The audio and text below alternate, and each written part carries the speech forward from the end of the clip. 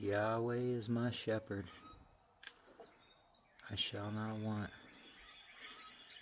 He leads me beside still waters and restores my soul.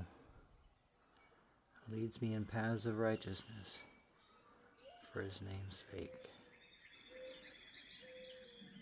Yea, though I walk through the valley of the shadow of death, I will fear no evil, for you are with me. Your rod and your staff, they comfort me. You prepare a table for me in the presence of my enemies. You anoint my head with oil.